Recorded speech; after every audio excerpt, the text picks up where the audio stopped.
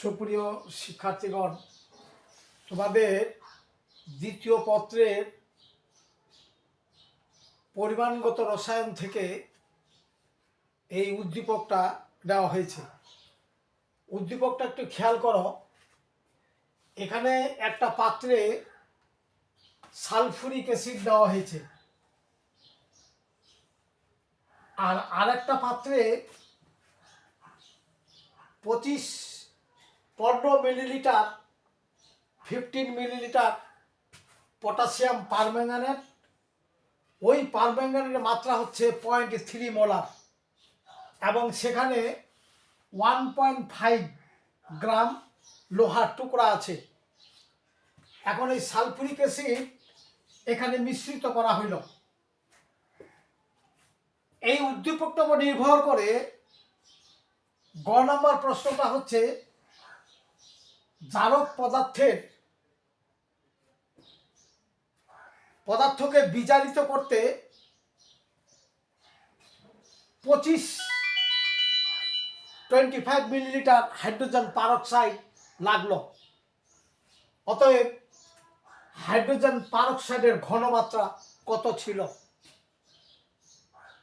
ঘ নম্বরটা, এই উদ্দীপকে দ্রবণটিতে আয়রনের ভেজালের পরিমাণ কত শতকরা হারে প্রকাশ করো, বা ভেজালের পরিমাণ কত। অর্থাৎ বিক্রিয়াটাতে আয়রন যে বিক্রিয়া করলো সেখানে কি পরিমাণ বিশুদ্ধ এবং কি পরিমাণ ভেজাল ছিল, অবিশুদ্ধ ছিল, সেটা বের করতে হবে। তো যাই হোক, আমরা গ নম্বরটাতে যাই। গ নম্বর, উদ্দীপকের শর্ত অনুসারে হাইড্রোজেন পারক্সাইডের ঘনমাত্রা। Potassium permanganate, sulphuric acid, hydrogen peroxide এরা একসঙ্গে মিশ্রিত করে বিক্রিয়া করলো। বিক্রিয়া করে potassium sulphate, manganous sulphate, oxygen এবং পানি উৎপন্ন করলো। এখন এই সালফেটের জন্য পটাশিয়াম 2টা, তাহলে এখানে 2 দিতে হয়। এখানে 2 দিলে ম্যাঙ্গানাসও 2 হয়ে গেল।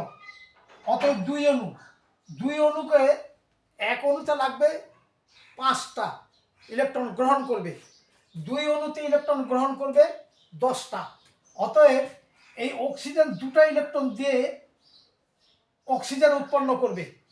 তাহলে 10টা ইলেকট্রনের জন্য 5 অণু হাইড্রোজেন পারক্সাইড লাগবে, কারণ এক অণু হাইড্রোজেন পারক্সাইড 2টো ইলেকট্রন দিতে পারে। তাহলে 10টা ইলেকট্রনের জন্য 5 অণু হাইড্রোজেন পারক্সাইড লাগবে।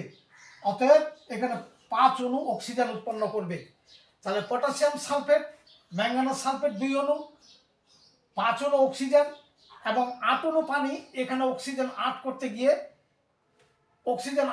গিয়ে 8 অণু পানি হলো। এই তো গেল বিক্রিয়ার সমতা শুধু করতে হবে। এখন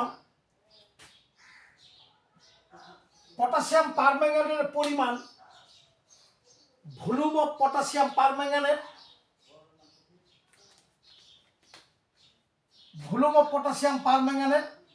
into strength of potassium permanganate is divided by volume of hydrogen peroxide into strength of hydrogen peroxide, যেটা অজানা, is equal to 2/5। মানে 2 মলিকুল লাগবে পটাশিয়াম পারম্যাঙ্গানেট, 5 মলিকুল লাগবে হাইড্রোজেন পারক্সাইড। অর্থাৎ 5 অণু হাইড্রোজেন পারক্সাইডকে প্রশমিত করতে 2 অণু পটাশিয়াম পারম্যাঙ্গানেট লাগবে।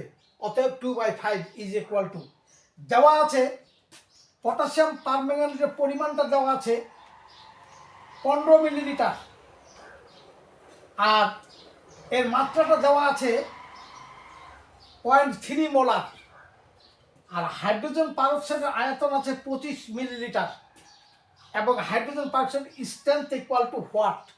তাহলে মানগুলো আমরা যদি বসাই, এর আয়তন 15, এর মাত্রা হলো 0.3, হাইড্রোজেন পারক্সাইড 25, এটা বের করতে হবে ইকুয়াল টু 2/5। তাহলে এস হাইড্রোজেন পারক্সাইড মাত্রা ইজ ইকুয়াল টু 15 গুণন 5 গুণন 0.3 ডিভাইডেড বাই 25 ইন্টু 2। তাহলে এটা কাটাকাটি করে থাকলো 0.9 divide by 2 is equal to 0.45 এত মোলার হাইড্রোজেন পারক্সাইডের মাত্রা, নির্ণয় মাত্রা, দ্যাট ইজ অ্যান্সার। এই তো গেল গ নাম্বারটা। এবার ঘ নাম্বারটাতে আছে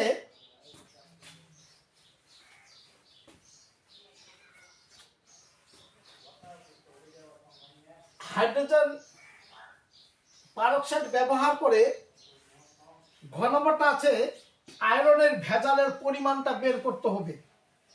তাহলে আমরা এর ভেজালের পরিমাণটা বের করতে গেলে আমরা বিক্রিয়াটা লিখি এইভাবে যে ঘ নাম্বার পটাশিয়াম পারম্যাঙ্গানেট